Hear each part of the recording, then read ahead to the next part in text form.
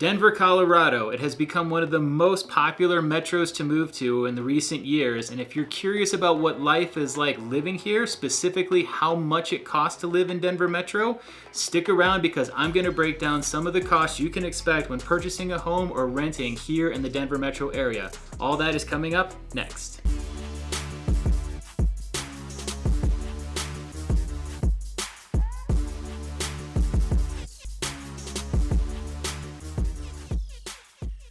Welcome back to the channel, everybody. If this is your first time, my name is Bill Knapp. I have to disclose that I am a residential realtor who has been working in the Denver metro area full-time since 2013, and I produce these videos as a way of helping people understand what to expect when moving either to the area or within the area from around the state of Colorado. There's a lot of information to cover in a short amount of time in all these videos, so what I highly recommend is that if I don't touch on something where you have questions, hit me up below either in the comments or give me a call, text, or email, and I'll be happy to chat through any questions you have so you have an idea of what to expect when coming to the area. Denver, Colorado is known as being the Mile High City because we are 5,280 feet up in elevation. We are also best known for some of our sports teams and just being an outdoor recreation area, hence the draw of people moving here.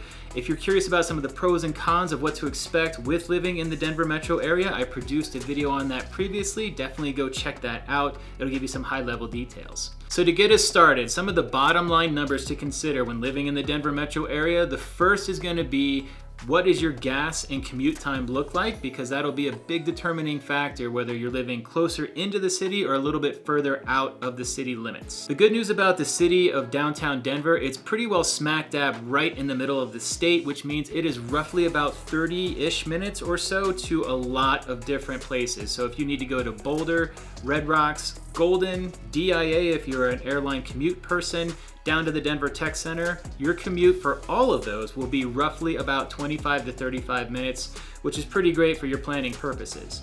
Now, as far as gas costs, that really depends on your vehicle. If you're not somebody that really wants to do the drive or the commute, we do have a regional transportation district, which is also known as RTD, that is consisting of the light rail and all of the different bus lines, and they do cover a good amount of ground. So for your planning purposes, if you want to do a daily pass on RTD, you can expect to pay about $6 to $10 depending on the size of your route. If you want a monthly pass, that'll be about $114 up to about $200 depending on whether you're doing a regional or a local pass. If you're gonna go the car and commuting route, that really depends on the size and type of vehicle that you have. Gas has been fluctuating in and around the Denver metro area for as long as I've been here, just like every other state.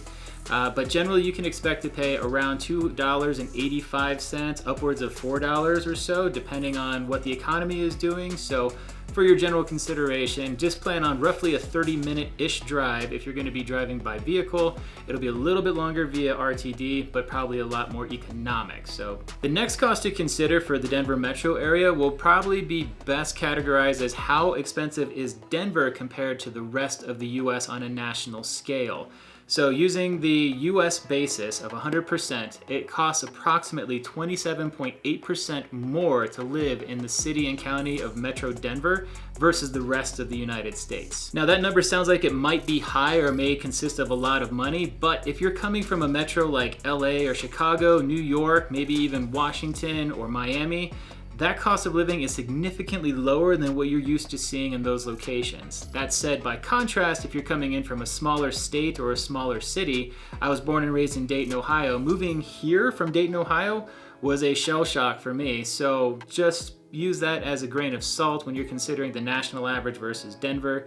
We're gonna move over to how much costs of houses are here. That'll give you a better idea. So purchasing a property in Denver proper, what can you expect if you're buying a single family home? That price point as of today's shooting will look on average to be around $630,000 for a 3-bed, 2-bath, single family home on average. A little bit more affordable will be the townhome market, which is roughly about $495,000 for a standard size townhome.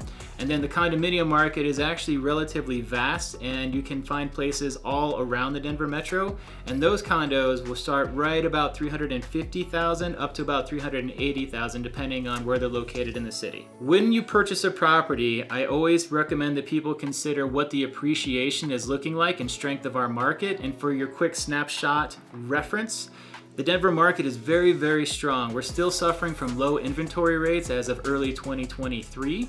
We are seeing sellers back into the market, and we are expecting appreciation to hold steady. We are not seeing properties drop at all. So, well, we are seeing them drop a little bit, but not like this huge bubble that people were predicting. We're seeing them roughly, if they listed too high, they're gonna price adjust until they find the right price point with the right buyer and keep moving. That said, for 2023 and moving forward, now that we're out of those pandemic years, we're expecting things to get back on pace to appreciate at roughly 1 to 5% year over year, which means as you invest in the Denver metro area, property, townhome, or condo, you can expect that to hold its value and continue to appreciate, making you money as you live and reside in your property. And on the note of owning property taxes in Colorado, a little bit of a perk, are the third lowest, or tied for the third lowest at least, across the entire United States. Which means if you purchase a property, assuming it's a $630,000 home as the average price, based on our low property tax rating, you can expect your annual property taxes to be approximately $4,300. Now that property tax will go up based on the asset value of the home. So if it's $1 million home, it'll go up commensurate with the price point. And then in contrast, it'll go down. So if you buy a condominium at the $300,000, $380,000 mark, those property taxes will be lower. So just use that as a general baseline when considering what you're purchasing and what the cost will be. If you have questions on that, I'm happy to plug you into one of my lenders or myself, and I can give you some more accurate readings on the taxes. And the final consideration with some of the costs with owning property in Denver will be an HOA. A lot of the neighborhoods in the city and county of Denver really don't have HOAs if they're single family homes, but the townhomes and the condominiums absolutely do, and those HOA costs can vary widely. It can be very, very cheap with very few amenities, or it can be remarkably expensive, as in like $800 to $1,000 per month, in addition to your mortgage costs, but maybe have some great amenities.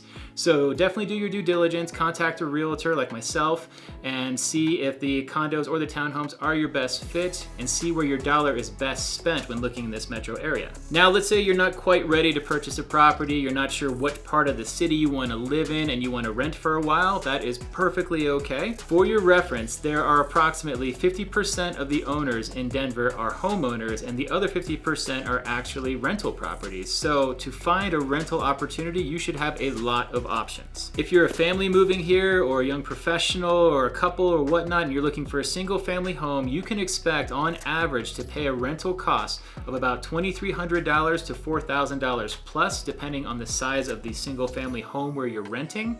If you're going to go the condo townhome route, you can expect to pay a little bit less, and that should run you roughly about $1,900 upwards of about $3,300 depending on your location in the city and any HOA and amenities. Another cost that you want to consider, this is primarily if you're purchasing and going to have a property of your own, will be the cost of home insurance and also the cost of your car insurance. The newer the car, the higher the insurance typically, and then the newer your home or the size of your home, and depending on where it's located, age of the roof, various other factors, the cost of insurance will go up or down. Generally, for about a 3,000 square foot property, you can expect your property insurance to be in the range of about $2,700 to $3,300 a month.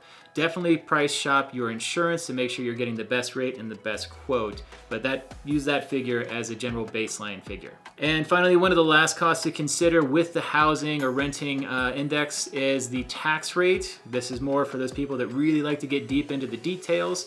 The tax rate for the Denver metro area is approximately 4.55% at time of shooting this. All in state and local tax, you can expect to pay around 8.8%. So for any of those larger purchases you're doing, like a car, TV, a whole bunch of furniture, etc., just keep that in mind when you're doing your purchase. You can expect that percentage to be tacked onto the end. The next cost to consider for living in the Denver metro area will come down to your lifestyle costs. The good or bad news is you have a lot of options and a lot of things to choose from, which is kind of why people love Denver. It's so highly diverse with lots of things to do. Among some of the more popular things that people do when they're here, sporting events are a big one because we have 5 major league sports teams. If you're not into sports, we have a huge music and art scene. My wife and I were big live music people. We carve out a portion of our monthly budget to make sure we have enough to go to the various shows, whether it's out at Red Rocks or Mission Ballroom or the Fillmore or Bluebird or take your pick, Fiddler's Green. They're all amazing with incredible artists coming throughout the year. Another expense is going to be your dining. Dining is big here. The food scene has really come along and diversified. There are some amazing restaurants. Some of them are really economic, others are really, really expensive. I'm a bit of a foodie and I like to sample my way through the city on different restaurants. That cost can really add up, or it can be really, really cheap, so just a thing to consider. For the kiddos and families moving to the area, we have the Nature and Science Museum, the zoo, the aquarium. All those do have some admission fees or annual costs. Same with our state parks and our national parks. Take a look at those, see if that's in your budget or what you want to do. Also, if you're an outdoorsy person, the skiing, camping, hiking, anything ending in ing. We are an ing state. And all that gear is very expensive. My family is big into skiing, and those passes on the annual cost us roughly about $2,000 to $3,000 depending on where we're going. And because my kids are growing really fast, I can always plan on spending a lot of money on new gear for them, so putting that into your budget is a good consideration as well. For those fitness people, if you're an outdoor person, we have lots of free outdoor fitness opportunities. If you're more of an indoor person, I'm bigger into being in the gym. Getting a gym membership and a gym pass is a cost you might want to consider. A lot of buildings and townhomes will have gyms in the basement of them, but if you want to be a bit more social, like a Lifetime Fitness or a Choose or a Vasa, those have monthly costs, so you might want to consider looking into what that looks like, see how that plays into your monthly budget. And finally, the other thing that I highly recommend, once people move here, they get very excited about being in Denver, which is to be expected. You also want to experience the rest of the state, so put in some consideration for a possible in-state travel budget, being your gas, if you're going to rent a car, or if you're going to stay at an Airbnb or hotel. So consider that as a possible cost when you get here as well. And there you have it, a handful of ideas to consider for cost of living and what to expect when coming to the Denver metro area. If I provided any details or information that was helpful or of value, I'd appreciate it if you do me a favor. Please comment, like, and subscribe. Hit the bell notification so you get notified each time I release a new video. It really helps me out with tracking on the algorithm. Also, I'd love to chat with you if you have any questions on anything I've referenced, or if I didn't cover something you wanted to hear about, reach out to me directly. I'll be happy to get you those answers. Thank you as always for sticking around to the end. Again, my name is Bill Knapp. I'm a residential realtor here in the Denver metro area. I'd love to chat with you if you're considering a move to our location, or if you already live in Colorado and you want to move either into the Denver metro or surrounding areas. Happy to chat and see what we can pull together. Thanks so much, and I'll catch y'all on the next one.